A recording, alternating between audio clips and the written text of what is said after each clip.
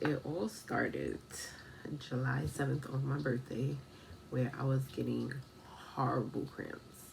In my head, I say it started that day only because I was like, I knew something was wrong. I knew I was either going to have a bad menstrual cycle or I needed to go to the doctor or something. Now, don't get me wrong, my cramps are usually bad, but for some reason that day I felt horrible. Now, my last period was June 14th, 2020, and I took a pregnancy test on July 9th because that was the day my period was supposed to come, and it popped up that I'm pregnant. It was this one. And I could not believe it at all. So then I couldn't believe it at all. So then on, was it the next day? I think it was the next day. Was it the same day? No, the same day. The same day I went and got a pack of 3 of these first response. And then this one came out. And I was pregnant. So it was a 3-pack. So then the next day, Tuesday, I had another positive pregnancy test. I couldn't believe it.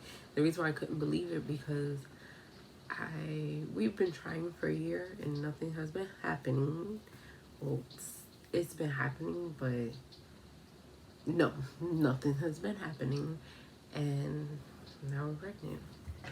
So I figure I'd tell you what happened my ovulation week for people that are trying to conceive or maybe want different methods, but I didn't think this was gonna work. And I didn't do anything extraordinary, just FYI.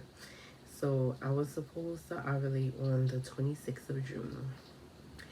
So with that being said, my menstrual ended June 19th, and 5 days before my ovulation, I was like, let's go. Because you know it says the sperm can last. That's a good time to start 5 days before your ovulation. So then I did it on the 21st. Well, we did it on the 21st. And then 3 days later on the 24th, I was like, I don't think that was enough. So we did it again. And that was 2 days before my ovulation.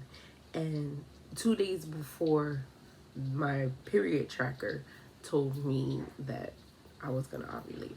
I actually felt me ovulating the 26th of June that night.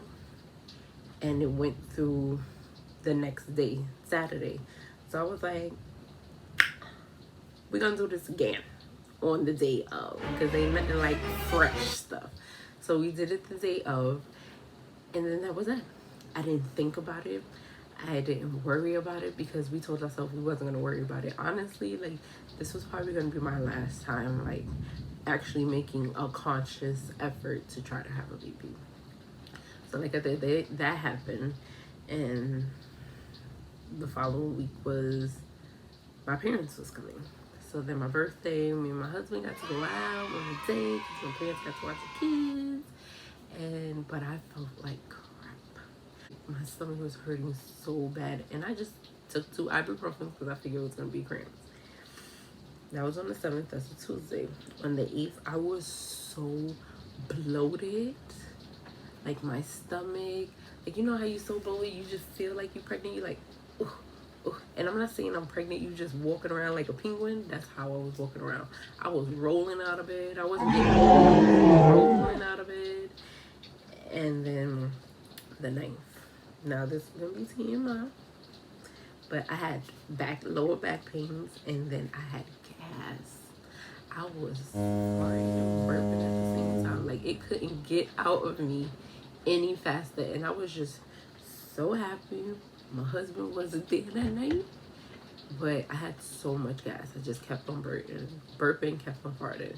And I had discharge. So I figured, like, okay, this is the discharge before my period. But usually, TMI, usually is a dark discharge, like leftover blood. That's what they usually say it is. But this time, it was like creamy white. And I was like, okay, whatever. My period's supposed to be coming. Okay, wait, one period tracker says my period's supposed to come on the 9th. The period tracker that I'm looking at now said it was supposed to come on the 10th.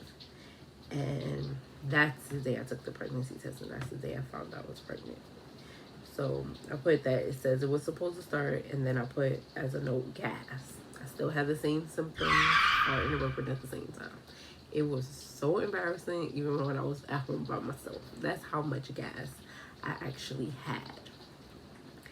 The next day I wrote that I got a positive pregnancy test, and by this is the 11th, I was still having stomach pains for cramps. It was horrible, horrible. Like I was like, my period might as well come. Like this, I figured in my mind this ain't gonna stick. Like it might be one of those chemical pregnancies, and I thought that's what was gonna happen because my cramps was horrible. I still had lower back pains, and then I made a note that now that I'm getting positive pregnancy tests, I figured that I would make notes of what's happening. So in the notes, I wrote that my lips has been dry for 3 or 4 days. So 3 or 4 days is from my birthday on the 7th to the 11th, but only at night. My lips are dry now, but only at night. Like they will be so dry. My hands will be dry. My feet will be dry. And I'll just be in bed, feel like I'm literally peeling out of my skin. So that was the 11th. On the 12th, I took another pregnancy test to make sure. And I was indeed still pregnant. And on the 13th, that was a Monday. So that was a whole 7-day after the first symptom of bad cramps. Because most of the time, people's symptoms seems like regular period symptoms. For me, it was. And on the 7th day, I had a difficult time breathing. And I'm known, my health issue is asthma. I've been growing up with it. It's changed to bronchitis, which means like not severe. But when I tend to get pregnant, my asthma come back. The doctor say it's not bronchitis, it's asthma. To the point that they have to prescribe me albuterol asthma inhaler. So I started to feel like that. I couldn't breathe at night. Like I'd be like, and my husband like, you okay? What you ate? I didn't eat anything. He's like, well, why are you having a hard time breathing? And I was like, I don't know. I would be wheezing and stuff like that. And it usually, like I said, it usually happens with my kids, but it's when I am more further along and when I'm bigger and stuff like that. But this time, snap, dap, what, I guess that's like considered 4 weeks pregnant. The night of the 14th, the same symptoms, 15th and 16th. I didn't have it the 17th.